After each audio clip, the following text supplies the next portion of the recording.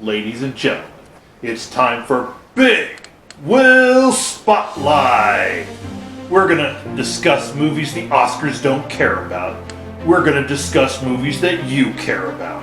So go ahead, get yourself something to eat. Get yourself something to drink.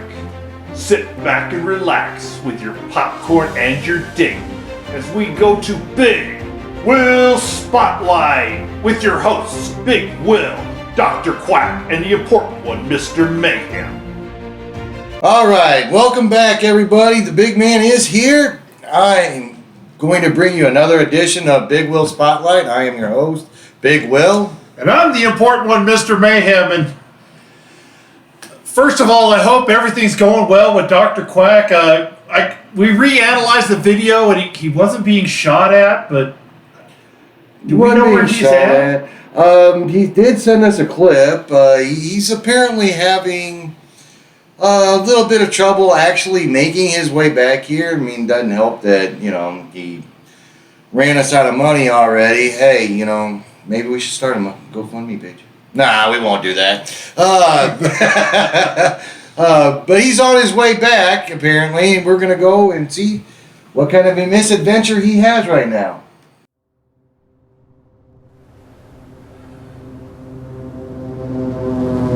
Come on, man! I need a ride! I gotta get back home!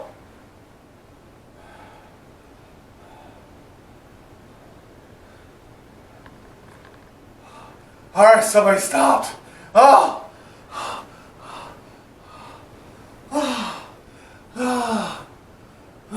Alright, I'm coming.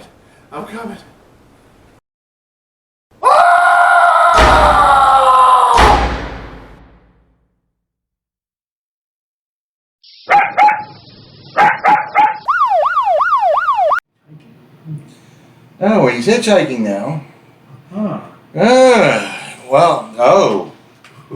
don't like the looks of that truck. The other guy tried to get away from him. This guy's stopping. Did he just get shut in there? I think so. Wow. What is that dog doing? I can't look anymore. With Cops. The cops are there. Cops are going to take care of it. Okay. Because with Dr. Quack, we never know what's going to happen next. Let's give it up for Big Will. Yeah, Big Will is still here. Hey, if anybody noticed, his cameraman's back. Yeah. So, he's got his cameraman back, even though somehow it's not in our budget. Yeah, well, so going with the misadventures of Dr. Quack, we've decided to review a movie that I enjoy. Big Will's okay on. It was a great movie, don't get me wrong. We're going to do a cover of Coming to America. That's right, Coming to America. So Coming to America, I'm not going to put it down. I just don't think it's Eddie Murphy's greatest movie he's done. It's a great movie by itself if you take away the known people from it, but there's a lot of known people in it. That's true. We've got the man who plays multiple kings, James Earl Jones. He was Mufasa, and then he was first wearing Mufasa, and now he became Mufasa several years later. Yes, he did. He was also Darth Vader, for those of you who were like 10 years old and don't remember that he was Darth Vader. Well, don't get it completely wrong. David Prost was Darth Vader. The James voice. Earl Jones did the voice. That's right. So, we got that taken care of. But, you can't get through this movie without seeing somebody that you know. Eddie Murphy did 4 parts in the movie, Arsenio Hall did 4 parts in the movie. That's right. John Amos, Cleo McDowell, he's done many comedies from the 80s. He was involved in a lot of different comedic roles in the 80s. Comedian Louis Anderson, he has a small part in here. Very small, he's like the Fry Guy. Yes, but this is before he lost all his weight. So he's the old Louis Anderson.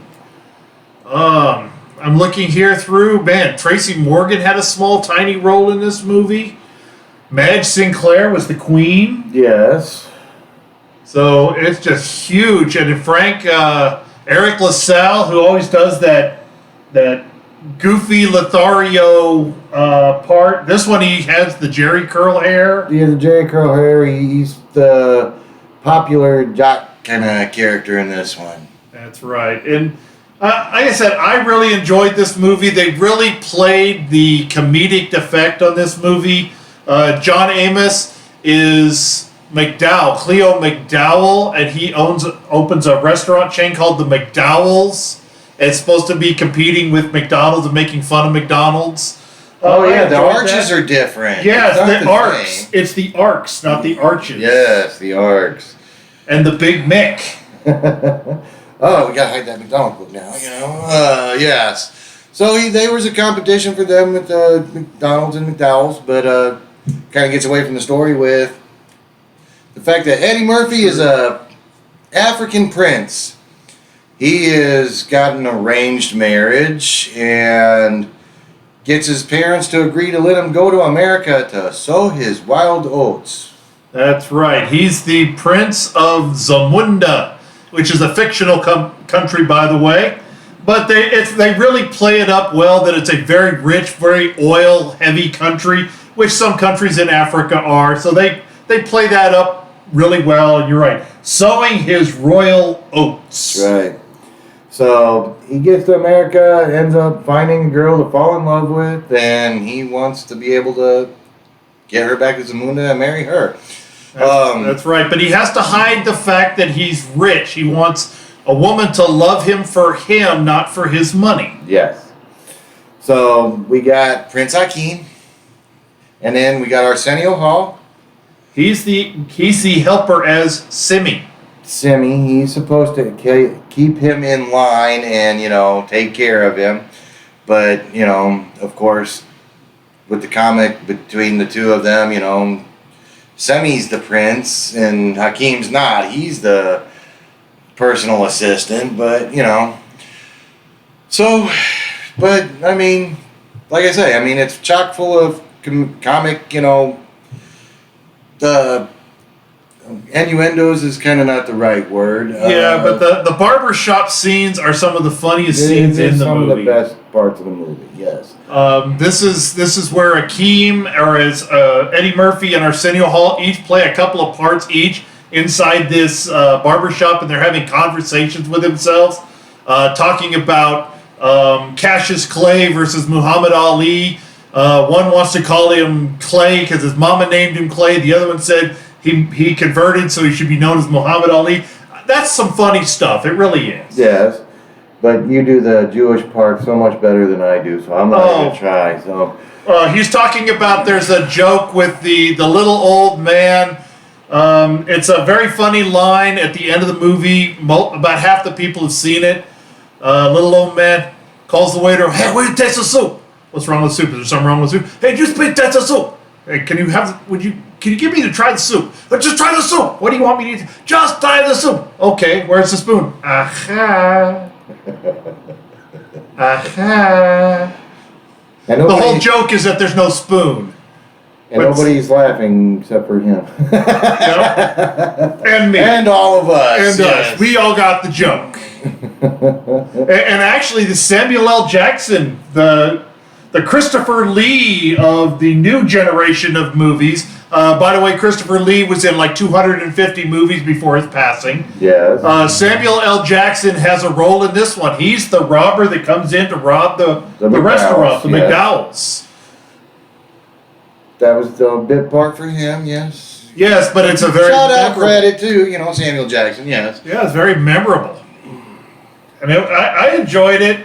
I enjoyed the whole concept of the riches to rags story of love me for me, not for my money. I thought that was for Eddie Murphy in the 80s, this was a very good story. Something he always had in his movies. He had an underlying message.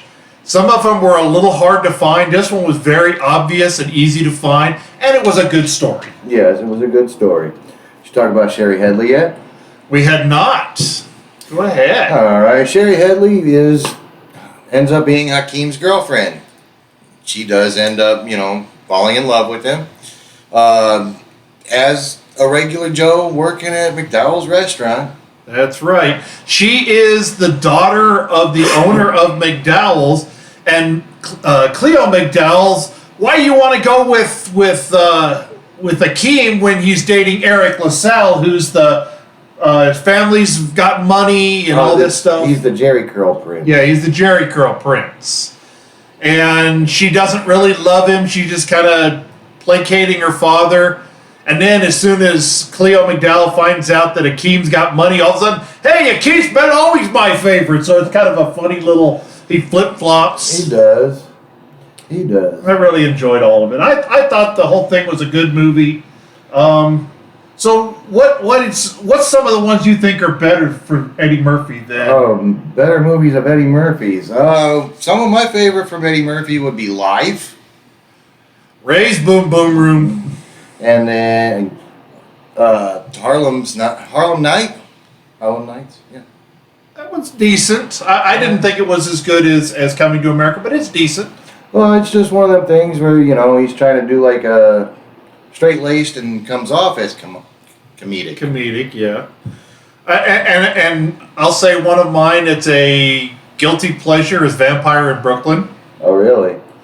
The movie's horrible, but the scene with the preacher is very funny. He's got some of the 48 Hours, another 48 Hours, Golden Child, Beverly Hills Cop, yeah.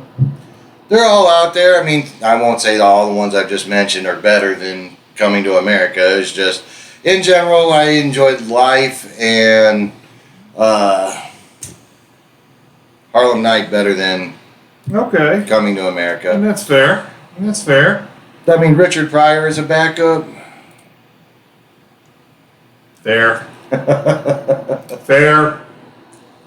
But yeah, Life is my favorite. So we also have a minor part in here for Cuba Gooding Jr. He's one of the patrons at the barber shop. Yes, he is one of the kids at the barber shop. And they also they play back to some of the older movies. This movie came out in 1988. The previous movie, Trading Places, came out in 86 or 87, 1 or 2 years before that. And there's one scene where Prince Akeem gives all his money away to a couple of bums on the street. And it's Don Amici and Ralph Bellamy, who were Randolph and Mortimer Duke from Trading Places. So he had his own universe, and he lived within that universe as they played the movies, which I thought was also a nice little callback to his previous movies. Didn't catch on to that. You didn't catch that at all? No, I didn't catch on to that. Okay. And that's why he's big. Okay, gotcha. Yeah. In Coming to America. Yes, I remember now. Thank you. Okay. Nice reminder. I was like, what? It's okay. You have so many movies flying around your head, you forget little pieces. Today I ended up catching 2 movies already. So. I'm dreading it. Oh, and by the way, I apologize. I'm looking here. Trading Places was 83.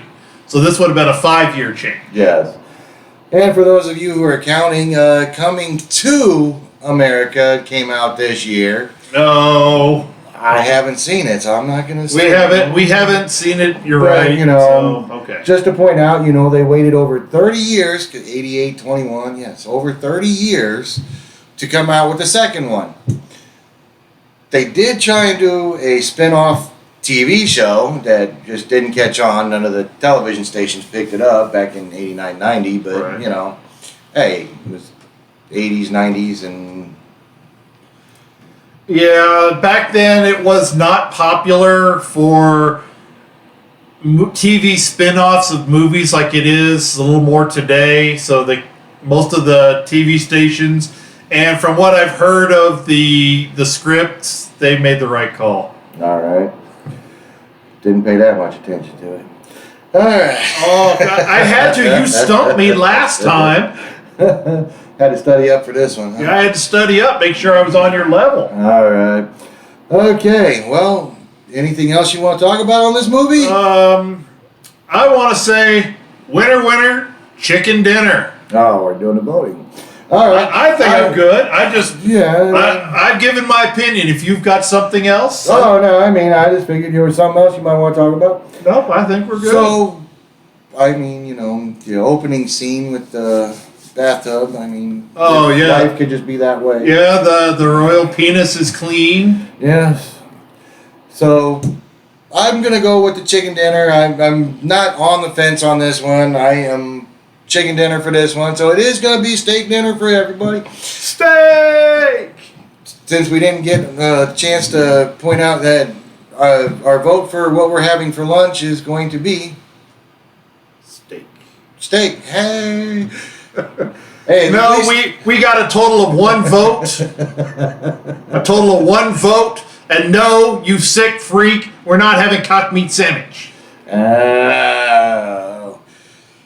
That's why Dr. Quack had to get out of there. I agree. I All agree. right.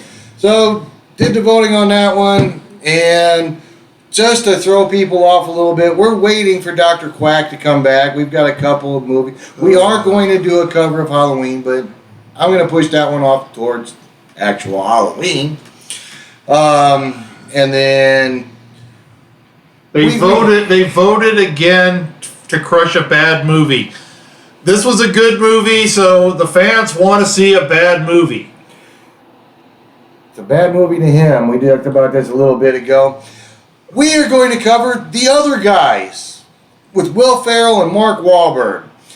It's going to be a comic, you know, I guess we're going to be doing comic movies and have our antagonist here. But yes, we're going to wait, and then when Dr. Quack actually does end up being able to get back here, we've talked to him, we are going to cover The Princess Bride once he gets back. As you wish. We're going to get back into covering the actual wrestlers again for a little while. That'll work. All right. Godspeed, Dr. Quack. Hopefully the police can help you out. I don't want to know what happened with why that dog was driving. I don't want to know. Especially, you know, after the truck, you know, closing, and, you know, like, wait a minute now. Yeah. Where'd the dog come from? So anyway, thank you for joining us. Thank you for supporting Big Will. Yeah, so, again, we're going to have you try and like it and share it and subscribe to it. And we're going to catch you next time with another edition of Big Will Spotlight. Bam!